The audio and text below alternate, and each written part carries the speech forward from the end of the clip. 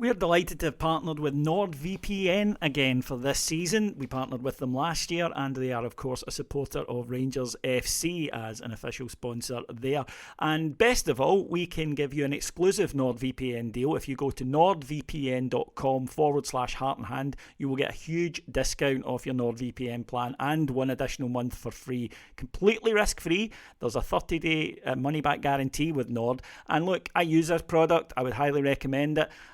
I used to work in web, so I know how easy it is to steal people's data, especially if you're using a Wi-Fi system that is a shared one, or you're using 4 or 5G, then your details can be out there. With NordVPN, they're absolutely not. And there are other advantages to it as well. You can watch sporting events that maybe aren't being shown in your region. You can purchase flights from different virtual locations, and they do make your flights cheaper.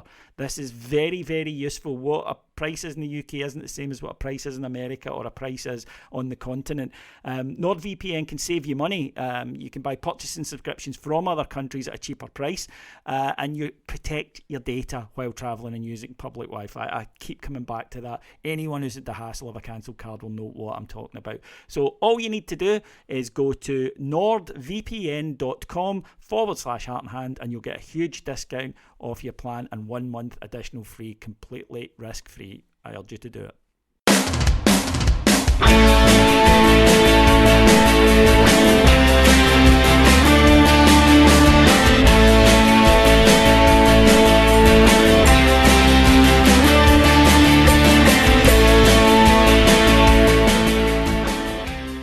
Hello everyone, and welcome to Heart and Hand, the Rangers podcast. My name is David Edgar, and as always, I am your host, and I'm joined this week by the Sage of Saltcoats, the Sultan of Saturdays. It's Andy McGowan.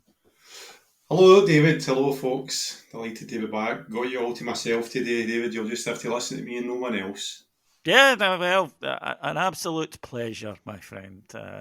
For some reason that I can't quite fathom, you're extremely popular with the listeners, so we'll just go along with that one. But yep, Rangers back on winning ways after a 3-1 victory at the weekend over Kilmarnock, and it didn't tell us a lot new. We will discuss what it did tell us, obviously. But Andy, let's start before the match. The Union Bears unfurled a banner which said, "You took your eye off the ball after 55, time for change." It got a round of applause from Ibrox, and I think that was pretty telling. Now, on the banner itself, I don't think there's anything wrong with fans bringing banners to games, especially if they're not what you might deem as offensive, and there's nothing offensive in that at all. It's just a point of view. Secondly, I agree with it. I've said long enough. I think that the board took their eyes off the ball after 55. I've told the board that directly in person. So I didn't have a problem with it at all. I think that the subconsciously, consciously, whatever, I doubt it was consciously, but I think that having set this goal to get Rangers back to win a title in the summer of 55, the club collectively relaxed a little bit and is now playing catch up for that. Pause for effect. So everybody knows my thoughts. I've been quite Suki. I have got lip salve for a reason at all times. Or the arse kissing. No, I think that I've always been fairly tempered, but I do recognise that I fall a wee bit too much to one side. Do you know why, David? Because I probably think it's needed, and I'm very, very lucky that I've got the platform you guys and Heart and Hand, and it's led to being visible on Twitter. And I sometimes feel as if, it goes too far the other way and somebody needs to bring it back. And if that's me, then so be it. But I do recognise that at times I'm overly sympathetic, kind, understanding, right? Because I am a football fan, but as we've discussed many times, Davey, I don't generally think the same as most football fans, and that's sometimes to my detriment. So what am I getting at here? I think that the general thrust of that display is correct. But, and there's always a but with me, I think that there is also far, far more to it than just, we took our eye off the ball. As always, it begins and ends with finances with me, because it's simply inescapable as far as I'm concerned. And to get the round of applause that it did, which was, I'm not going to say it's universal, but there was no booing of it, and there was No. it was the politest golf clap, which for a Conservative support the Rangers, because we are a Conservative support, the home support, I think that's about as much of an endorsement as you'll get, or as strong as an endorsement as you'll get for what was a kind of unprompted, display or opinion piece in public. So, where do we go from here, Davey? My thoughts were, I use the phrase scale tipping last Sunday in the League Cup final, because it was the first time since 2016 when King and Co took over that I thought to myself, do you know what? We're going backwards. And I had a lot of soul searching from Sunday onwards. I put a couple of thoughts together on Twitter because I find it cathartic. And then I kind of just left it. And to be honest, I've not dipped into Twitter again because it's been pretty mental. But what we've had since 2016, Davey, is we've had an upward trend in everything. The football club, the finances, everything has been going up, and everything's been positive. And that's why when you shout me over and give me the chance to explain what I think of the accounts, it's why, generally speaking, I've left those conversations saying to everybody, look, things are okay, we're on the right track, etc., etc. Things are never as bad as they seem, so on and so forth, and these catchphrases. But Sunday I was like, do you know what? I think we've slipped here. This season's been a fucking disaster, right? The Champions League, the injuries, the recruitment has tipped over into being, failure. A lot of that's to do with injuries. But to go back to 55, there was always a risk that it was such a seismic event for us, right? Because we all remember how it made us feel. We all remember the scenes as Gerrard drives into Ibrox or the rest of it. There was always a risk that this kind of thing happened, where you have a deflation. I go back to the Malmo game with Gerrard. That tie, if we go through there, I think it changes everything. I think it changes the signings we make that season. I think it might, I'm not saying it would, it might change what Gerrard does in terms of Aston Villa. And that's where I'm at. I think we've had a couple of missteps. I think that the board, and when I say the board, I mean investors, Douglas Park, John Bennett, all the rest of them, I am very, very much still in their corner. And I think that we need to be very, very careful what we do here in terms of how we treat these people. And if that makes me a sook, it makes me a sook. I'm just absolutely terrified that the guys decide, you know what, had enough, and we are then thrown back to where we were prior to 2016. It wouldn't happen immediately, but it would happen over time. That's not to say we can't do better. And the executive board, so we're talking about Stuart Robertson, we're talking about Ross Wilson, even Andrew Dixon, Bisgrove, folk like that. They are the folk that the scrutiny should lie with. I'll pause for a second, David, see if you want to come in there, because I'm conscious I'm just going on and on here. First, one thing I want to mention as well, Andy, is there were some banners taken down that I'm sure anyone who's been in social media have seen of Robertson and Ross Wilson, with the line across the face. Yeah, strike through. And they were taken down, or asked to be taken down. Don't do that. Don't ask to take down banners. Again, if it's not offensive, just let it. It doesn't make the thing go away if you do that. It just makes it worse. That's just a bad decision, right? And I get it's not very pleasant to see if you're the individuals concerned, but it's just a bad move because, firstly, it gets it more attention. Secondly, it is saying that we can't take a very mild bit of criticism. I just think that's a really bad look for any football club. If they're putting up something that's all, shall we say, industrial language, that's a different thing, right? I get it. If they're putting up something that is offensive or breaches a law, that's a different thing. But a harmless protest banner, be bigger than that, right? Just be bigger than that and say, well, that's how they feel. End of story. So that's one thing I wanted to get out straight away. But look, I think that's a fair point. You see a lot of stuff, a lot of people howling in frustration, sack the board, right? You can't sack the board. They're the owners, right? They're the people who have the percentages, have the shares, and they're not in the business of sacking themselves, which is what they'd have to do. So it's a blind alley.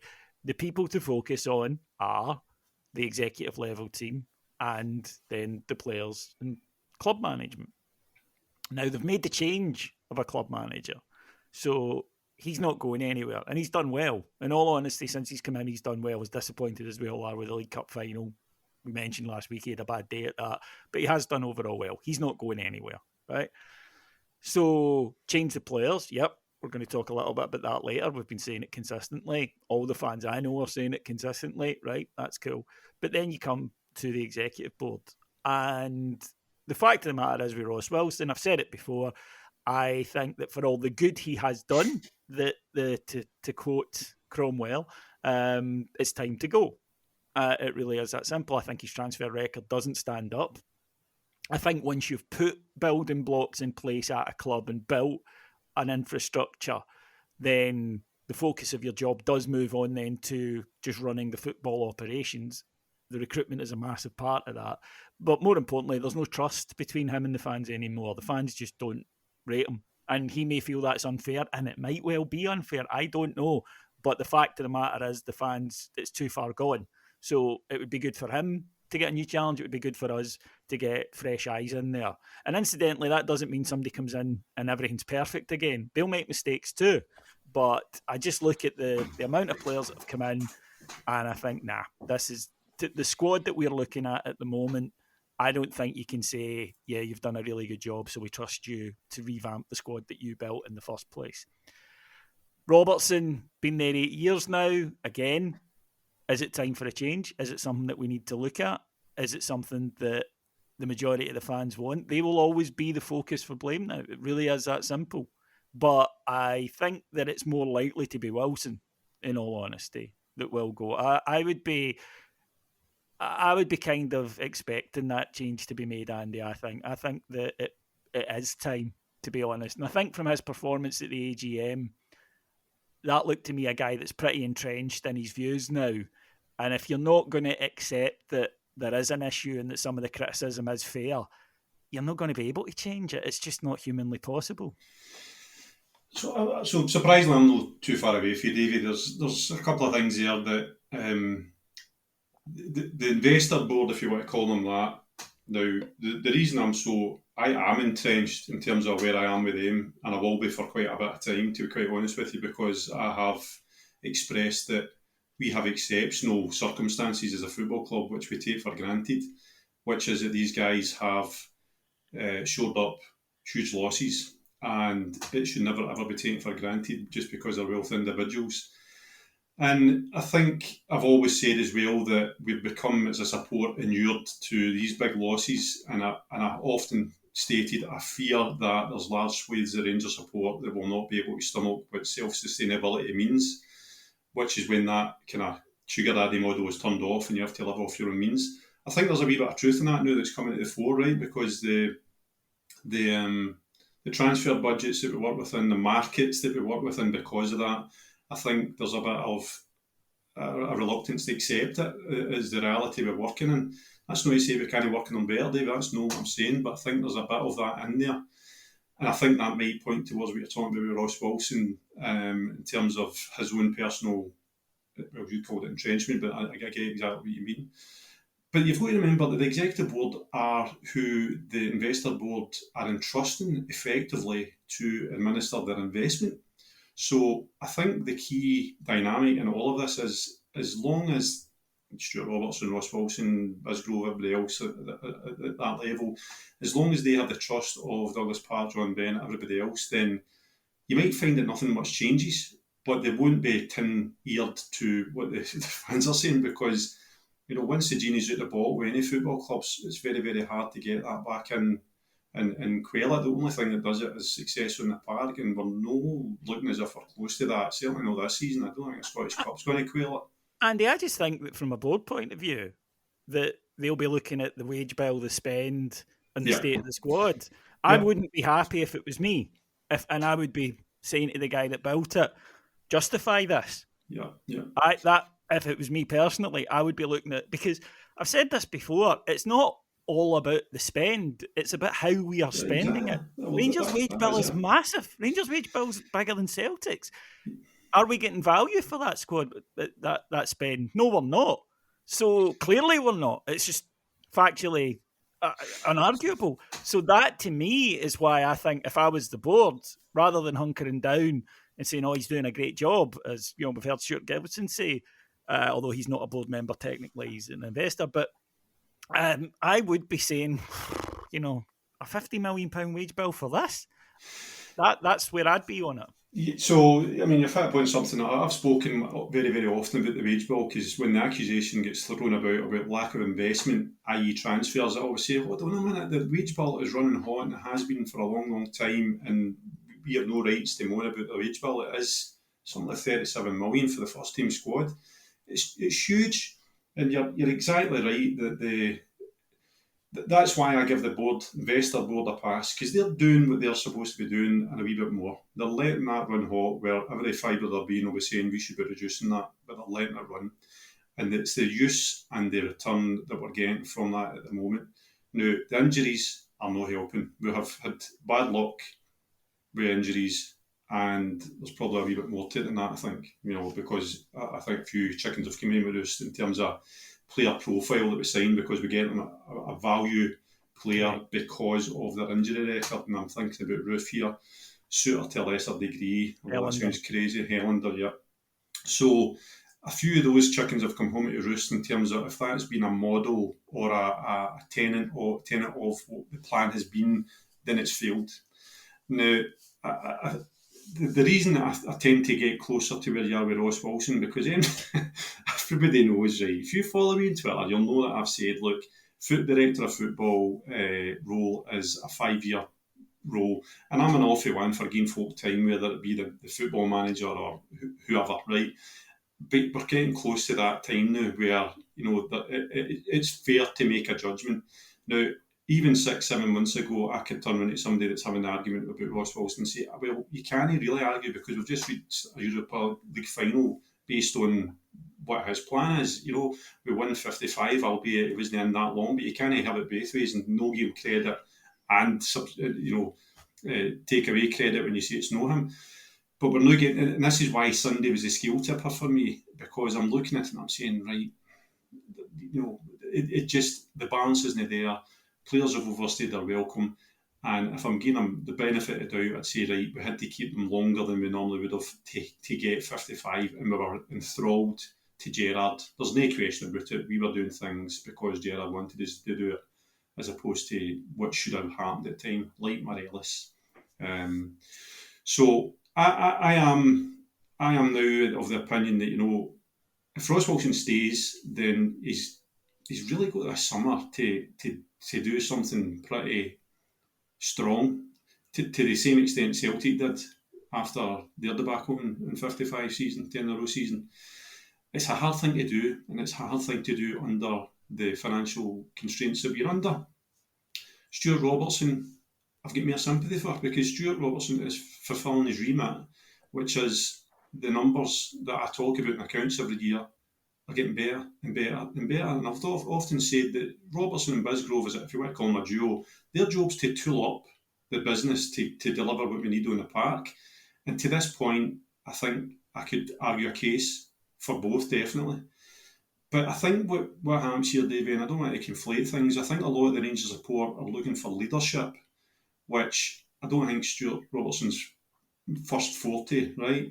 But I'll also temper that with the thought process that I don't want a Peter Lawwell who holds court, or a return to Charles Green type media guys that can talk a good game and tell us what we want to hear. And I'd rather have something of substance, and the substance is the numbers. That's the bottom line there. Same with Biscoe. I think there's a wide range in between having a Charles Green and having a. Do you know what I mean? I don't. Well, a Lawwell. We hold it against Lawwell, yeah, don't we? I don't think there's that extreme to go. But no, look, it's a fair point. It's something we've discussed. It's something we will come back to discussing. But let's get into the actual football itself. I've not finished arse kissing, David. Well, you have now, right? Okay, right. Enough of this. One guy actually said in one of our YouTube videos, "Do you know everybody from Heart and Hand gets paid by the board That's to good. criticise?" When? You should be on a fucking fortune. I would be retired by now. You should be on a fortune with that. But that's the joy of Heartland. We've got different opinions. You've got me thinks one thing, you've got Andy that thinks another, and I'm sure there's a lot of listeners that fall in between the two stools. But yeah, let's move on to the match itself. Rangers welcoming Kilmarnock to Ibrox. Now, first things first, Kilmarnock have taken 2 points in their away matches this season, the worst away record in Britain. So it was a match Rangers really should have been winning, but we were looking for a reaction in terms of a performance. That's been the thing at Rangers. Results under Michael Beale have been very good, right? Undeniably so. Performances not that often have you seen a complete. I think most people would only feel that we've seen one complete performance, which was Hearts away at Tynecastle. But overall, there's been patches in games when the team has played well and patches when they haven't played so well, and we've kind of come to used it. Now, it's slightly flipped in its head, as generally Rangers have been better second half than first, but they came out the traps really quick, scored early, added a killer second not long after, and wrapped the game up just before half-time. And there was an effervescence to Rangers play that isn't always there. They were making chances as well as that. We really could have been in 5 up at half-time, and it wouldn't have been an unfair reflection on that match. And Rangers were, I think, propelled by the excellent Todd Cantwell, who was playing in the Malik Tillman role and was absolutely, I thought, brilliant in that first half in particular. Just constant energy. Nikola Raskin was supporting them as well. Again, we've spoken about this, a midfielder whose first instinct is to get the ball and get forward. Ryan Jack was there driving us on from that position. Now, first things first, Andy, that to me should be, if fit, the midfield. With Tillman, maybe coming in for Cantwell, and Cantwell can go out wide or whatever. But I think Jack and Raskin, if fit, are the pick of the midfielders we have at the moment. I would agree. Ryan Jack would be in the team every week if it wasn't for his fitness. I don't think there's any question, but he brings something that we badly need, whether it's just a wee bit of unspoken dig. He's becoming a senior player now. He's one of the captains, you would imagine. And Raskin is a breath of fresh air because, as you say, his first thought is to get his head up and either move forward with the ball into the space in front of him or to attempt forward passes, which, are a wee bit more risky than we're used to. But you compare to the kind of caricature midfield we saw in the League Cup final, which was square passing between Lundstrom and Kamara, and it's night and day. So I'm really excited with Raskin. I thought we saw second half probably wide in the start last week, to be honest, because his legs fell off. So maybe he's just not up to fitness that meant he could have played in the League Cup final. But I'm totally with you. Jack and Raskin in front of your defence give you that appropriate balance between cover and building the play and the attack. And Cantwell, I thought it'd be a good signing, right? And it's too easy to get too hyperbolic over a performance, a 45-minute performance against Killie. But I think he's going to be a really, really key player for us. I don't want to have a dig at Hadji at the same time as giving praise to Campbell, but he's doing the kind of stuff that we kind of want Hadji to do, but it's not happened really that often. He's linking all over the pitch from left to right to middle to front, and I think he's got a lot more to offer. I think we'll get more goals to come from a more goal threat. He's a sublime player, really sublime player. Yeah, he was excellent. He seems to be settling in quickly. I agree with Ian Raskin. I think that he very much, his legs went in the second half, and Rangers dropped quite dramatically in the second half. And that got me thinking, because no game exists in a vacuum. And by the end of the match, Rangers playing really well, utterly dominant, everybody quite happy at half-time, even allowing for the disappointment of the week before. Looking forward to adding a few in the second half, 5-6-0 win, and at least going back and going, well, that was a good day. We enjoyed that. But Rangers didn't come out at the start of the second half.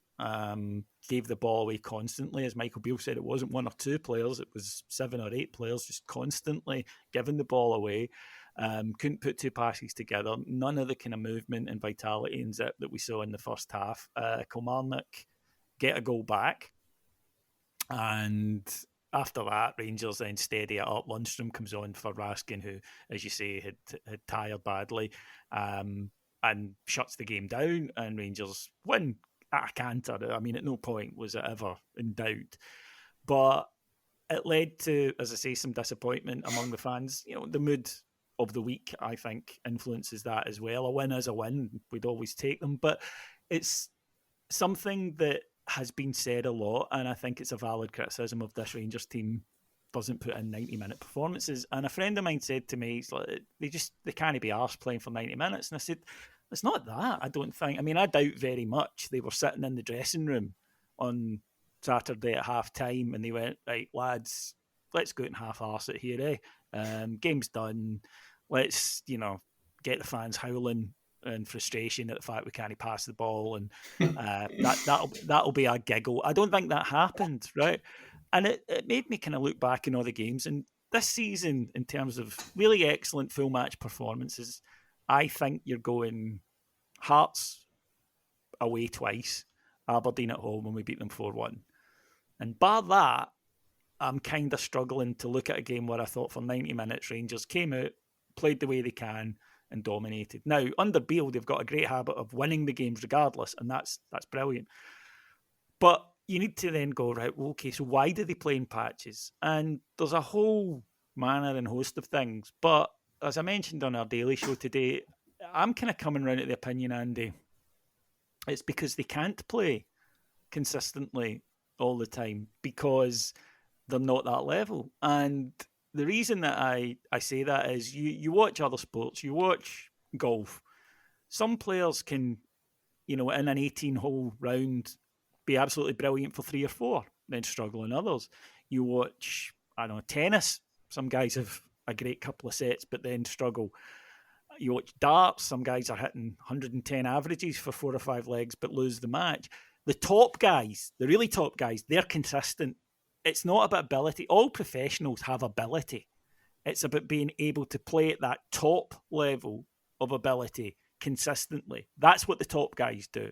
That's what makes them the top guys. It's about having a baseline that is higher than everybody else's. And that is what gets them across. I don't think that this Rangers team, as I say, go out there and deliberately say we're going to start slowly today. We're going to go goal down before we spark into life. It's all the time. And there comes a point when you kind of have to move away from they won't do it into maybe they can't do it.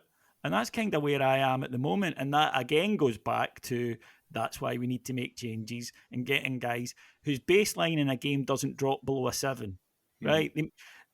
We've got guys who, even during a game, for periods of it, will be 8, 9 out of 10. For periods of it, will be 4, 5 out of 10. Mm-hmm. And they can emerge, roughly into kind of 6s and 7s, and that's why we win. But overall, I think it's just something that's baked into this squad. I can't argue anything you've just said there, David, and it's a real worry because for long enough we'd been saying, look, can we not just get 3-4 goals ahead and then relax and enjoy the game? And at half time on Saturday, I'm like, you know what, 3-0 up, game's won, there's no way Kilmarnock come back for that. And I look forward to a confidence boosting 5-6-0 because we badly need a result like that. We've needed it all season, and none more so, never more so than the week after that League Cup final, obviously. And you come out the second half, and as you say, it's super sloppy.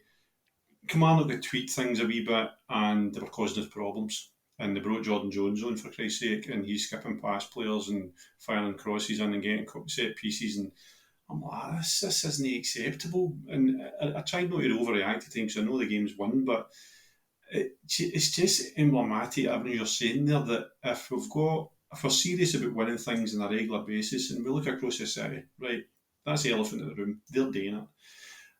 But how can you have so many in the team drop so far in the same game? It's just, it speaks. Now, if we were a young team, you could point it to youth, right? It's not really the case, because Tavernier came out and had a stinker second half, passing balls all over the place. Raskin was obviously his fitness, but Kent drops off, Sakala drops off, Kolak barely makes a ripple in attacking sense, Um, and you then look to the bench, and the bench is full of people that are coming back for injury: Hadji, Suter, Arfield. So you would then hope a normal Rangers team would have enough on the bench to revitalise at that point in time. Beale brought in a couple, didn't he brought 3 in the last 3 minutes, for Christ's sake. But it points to everything we've been talking about earlier on about recruitment and forward planning and where we are as a squad, never mind as a chosen first 11 every week. It's worrying, and you would never put your hat on Rangers coming out and beating anybody at this moment in time. We've been doing well under Beale, as you say, but the performances like Tynecastle, which was really fantastic, right, are so few and far between that it's a throwback to the 80s, Davey. We remember the team of the 80s. Used to have fantastic games and couldn't last the pace for the title. Yeah, I remember that Jock Wallace when we put together the brilliant start, and we all thought, oh, here we go, and then just completely faded. And yeah, I mean that's kind of where I am on it. And similarly, people expecting massive change between now and the end of the season, it's not going to happen. That's who these players are, and that is the situation we're in. It's not going to happen without an influx of new players and the corresponding players leaving, because there are things we need to change within that dressing room. One of which, as we know, is attitude, because it's a team who consistently fall down at the biggest games. They win a lot of games, they do, and it's great, and I'm glad they do. But in the actual biggest ones, the difference-making games, more often than not, they come up short. So that we've discussed last week, I think that's a mental thing, and that needs to be addressed and changed. The guys we have got in the squad are going to keep doing what they've been doing. Thankfully, what they've been doing under Michael Beale was a lot better than what they were doing under Gio. So there's that. I think a fundamental thing in this squad that they've never quite got their head around is, and the Rangers could get 100 points this year, right? Mm-hmm. Or certainly high 90s, right? Rangers could do that. A very high total for Rangers, for any team, but for, in the Premier League era. Rangers could do that this year. What they don't quite grasp in a way that a Walter team grasped, or, further back, it doesn't matter. If you get 100 points and Celtic get 101, you've had a bad season. And that, I think, is something that has just never quite sunk in. And we've spoken before about just doing enough. At any other club, I mean, honest to God, in any other club, if their form had been the way ours were for the last 3 months, people would be falling over themselves. But it's Rangers, we're different. And yes, as you say, the fact that Celtic are ploughing on consistently, and fair play to them, we've got to still be better. We've got to find a way to be better than them. That's the whole challenge of being Rangers. And I'm just not sure that deep down, right in their hearts, enough of them understand that. I agree. And it worries me that... So Todd Cantwell, we're talking about him there as a player. He will notice a difference from where he's been in his football career to where he is now in terms of the expectations and demands. Young Raskin will as well. I think I'm trying not to be a kind of Rangers dad here, but you're spot on. I think the plaudits come too easy. And we are guilty of this as a support, and it might be social media, and the fact that it is social media. We're sugar us shite. Raskin is a point in case, right? He's had a couple of games and he's looked pretty promising by comparison to Dross we've been watching for a few weeks earlier in the midfield. But he's only in the door, and he's only in 2 minutes, and we've got to give him time. And he probably is the answer. I really, really hope he is the answer at midfield. But he's been bummed up to be something that we don't really know for sure, right? Cantwell, we've been a wee bit more cautious. We know more about him, and we're starting to see him flourish. I just think we need to be a wee bit more... It's not demanding. I think we just need to be more realistic with players. Don't fret them to be superheroes when they've earned nothing to be superheroes, and don't build them up, because when we build them up for a fall. Raskin will need time to build himself into being a Rangers player, just like Ben Davies did, just like Sakala did. Kent did. When we go back to when he first signed, there was folks, O'Donnell, Field Day. Everybody needs a bedding in time at Rangers. But this winning mentality, which is basically what you're talking about there, Davey. It's the relentless ability to understand that you can get 99 out of 100 and it's still not enough at Rangers. And that's just the nature of being it. It's like being at Real Madrid. I'm not comparing this in terms of expectations, but it's the same mentality. No, the expectations, you can only survive by winning. And Celtic are causing us a big problem just now because they fully understand that and they're acting it out. Now, how do you change a squad? I don't think changing the captain, right?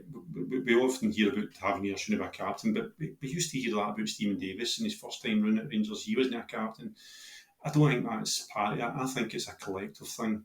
And it starts with the manager, but it also starts with the club ethos, not accepting second best in anything. It goes back to what we were talking about at the start of the show, Davey. Is that really, really the case? Or are we simply saying, well, this is our lot for now, we just need to do the best we can? I think we need to explode that kind of mentality and say, it doesn't matter, there's no excuses. We need to be the best at absolutely everything we do, on, off the park. But again, it's the players that carry responsibility because that's going to be the yardstick. The players doing it? No. When the club's failing, the players doing it? Yes. Then we're all happy with things. It's a mentality thing. And I don't know if the support's changing. I think a lot of the support, I might self-critique here and say, maybe my expectations have been dulled a wee bit given what we went through since 2012. And if that's the case, then I would put my hands up. Maybe I've been too understanding. I don't think there's much room for it anymore, I've got to be honest. No, the challenge is to be a point better than Celtic. And if that means Celtic are having an exceptional season, you need to have an exceptional +1. Yeah. It's that simple. And I kind of agree that maybe in their heart of hearts, just sometimes they go, well, we're doing all right. As we do as humans, you go, well, you want to present yourself in the best possible light. And they're doing all right. But in the words of Walter Smith, all right isn't he fucking good enough at this club, son?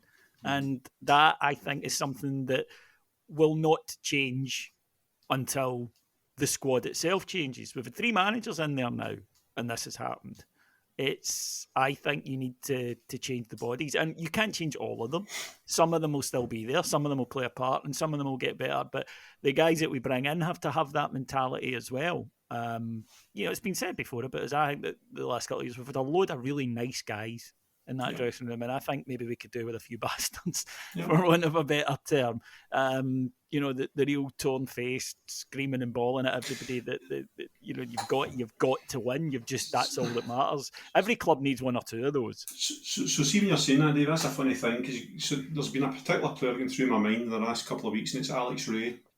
And Alex Ray came in and had 1 season at Rangers, and he made a hell of a difference to how we played and how we were in the dressing room. And I'm not saying that we go out and sign, I don't know what the equivalent would be nowadays for us, but we do need a bit of a blend. And if we sign players for that trait first and foremost, then I don't think I would be too put out by it. And by that trait, I mean exactly what you're talking about there, Davey. Dig, aggression, mentality, kick your granny, fight the guy up the tunnel kind of mentality. I think we need a wee bit of that. I think Beale's identified that. I think he has too. Yeah. The link with Jake Cooper, I don't think was coincidental. He's not going to be the best football player or left-sided centre half of goal, but he's a presence, and I think that type of player would make a bit of a difference to our side. Because the other thing that worries me about squad balance is the literal squad balance of we're going to be quite a wee team. You add in Yilmaz to Raskin to Cantwell, who's not exactly Terry Hurlock, and you've got a weird team than probably I've seen most of my time as a Rangers fan. You need to offset that with some people that are physically capable. This sounds like cliched dinosaur stuff, but it's no, Davey. There's something in it. It's needed, and you need it at Rangers. Big challenge. We go back to the Wilson conundrum and what he's got to do here. There's a lot to be done. You might get a few of our current players that we're looking at just now who are reborn and have an Indian summer and that happened. Refresh when there's a kind different of players impetus in the around them. club. Yes, Yeah. exactly. That's it, and that's what your signings should do. They should bring you momentum, and that's one of the reasons that Rangers have stagnated. To go right back to the banner, that is one of the reasons. Is the signings over the last 2 years have not done that. They've not brought that freshness. They've not brought that impetus, that raising of standards. And it's just essential at any football club. Walter Smith used to speak about it. Sir Alex Ferguson spoke about it. That even if you're really happy with your team, you go out and you bring a couple of quality players in the summer. It just G's everybody up and says, right, okay, we're still striving to go forward. And we haven't done that over successive windows. And that's why we find ourselves in the situation that we're in. Now, in case anybody thinks it's all doom and gloom, I don't. I go back to that point, Starley. There is very much the building blocks there. We are not having to make up 30 points on the opposition. That doesn't have to be done. The building blocks are in place. You just have to make sure that you get the right building blocks to take you forward and keep building. It's never ever complete. There's always changes you can make. There's always areas you can improve. But I think we've identified the obvious ones. But I think anyone who's kind of going into each match expecting to see something totally different and better from what they've seen before, it's unlikely, I think, because, as I say, it's human beings there, and I don't really see it changing till the squad changes. We're off to Easter Road on Wednesday night, Andy, and that, of course, will be a challenge. It always is, regardless of how Hibs are playing, but they actually have hit a bit of form recently, Hibs. And Michael Beale spoke at the weekend, and he spoke again in the press conference earlier today, that he feels that Hibs will actually come out and play, that their fans demand that they come out and have a go against us, and that might suit us.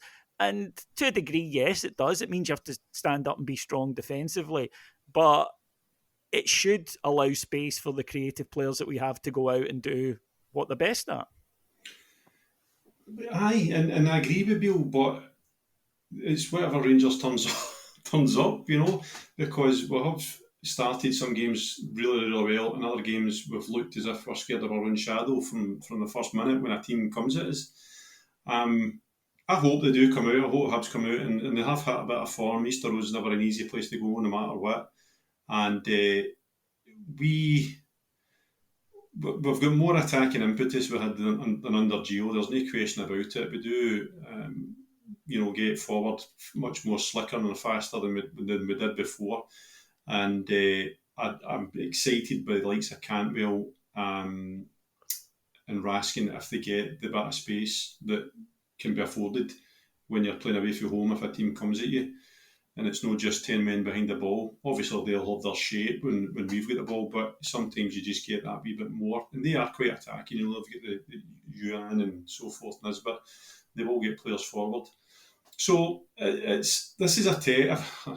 Cliche time, it's always a test, but this is a test because, all right, we're 9 points behind. I'll never concede the title no matter how unlikely it is, as much as I realise that. We need to keep the momentum going. I really don't want the season to unravel into friendly territory at this point. It just can't happen. We need to get to the split, either still on 9 points or unthinkably we're a wee bit closer where anything can happen. Sakala, Kent, Cholak, they're players that we're probably going to be looking to for the foreseeable future until when changes to the squad. And just to go to your point, Davey, about the standards, Cholak and Sakala, I don't think there's many Rangers fans will say, they're good enough for Rangers in terms of being the first choice from here on in. But that probably tells you what we're saying about the squad. They would be great players to have as 10, 15, 20 appearances a season or off the bench. Whereas just now what we've got is a situation where the two of them are more or less in and around the first team squad without question, or the first 11 I should say. It kind of talks to the quality we've got there and what's lacking. So I'm hopeful. I've managed to get a ticket. I'm really thankful for that. It's not on the telly, so demand's been high. And I quite enjoy going to Easter Road. It's one of my more favourite grounds, although their end is always half empty, unfortunately. Yeah. On Cholak, I actually think this will be an interesting call on Wednesday night because I wonder if a decision has been made with regards to Morelos' future, and if so, he's thinking, right, I'm going to use the guy who is more likely to be here next season than the other one. Or maybe no decision has been made, but he is thinking that way at the moment. Because under normal circumstances, you look at the two players, what their strengths are. Away to Hibs, I'd play Morelos, and I think that it suits his game more. Yeah. But I'll be very interested to see if Čolak starts, because that would maybe say to me then I'm starting to look at the future. Yeah, I mean, I've been reading on. So I said I've not been on Twitter, but when I have, I've been seeing a lot of debate around Morelos, and I've been watching it with interest, and I've not engaged because I don't think my opinion is particularly popular, David. Morelos is your best striker by a mile. Anybody that listens to this pod knows that I've said it for long and weary. However, I think his shape's a disgrace. I think that we've kind of gave him a free ride on that. If he played in the Premiership in England, would he be in that shape? There's not a chance. So you've got to ask the question, why is he in that shape when he's at Rangers? And he's definitely lost his edge. I think we could have a better goal scorer. No easy, but I think we could have a better goal scorer. And Čolak, for me, if he's our first choice striker next year, David, then I'm not going to be very positive about things. He's a finisher, he's a Chris Boyd, he's fine. Have him around the squad, he'll get you 10, 15 goals a season quite easily. But I don't think he's fully rounded enough, certainly for the way Beale plays just now. I'll say one other thing. I would quite like to see Beale do the two up front thing that he done in the second half against Celtic more often, because I think we play quite well at that, two. And whether that's Čolak and Kent up top with somebody behind them, like Tillman or Cantwell, I don't know. I just feel we've become a wee bit too predictable in terms of formation. And I would like to see us, change it up a wee bit. Variance. No, it's never a negative thing when you can come at teams from a lot of different angles. Right, folks, thank you very, very much for joining us this week here on Heart and Hand. Of course, Adam will be back with the team on Thursday or Friday to discuss the latest goings on, obviously the reaction from Easter Road. And Martin has launched his Dominant series, one of the big hits on Heart and Hand last year, is now coming out every week for free. So if you're not a subscriber, and you really should be because you would have heard this show a year ago, but if you're not, then you'll be able to get a hold of this and perhaps consider subscribing over at patreon.com/Heart and Hand. Andy, my thanks, my friend. Thanks for having me on, David. Thanks for listening, everybody. I'll be back here next week. Until then, hope your team wins on Wednesday. Take care, everyone. Bye-bye.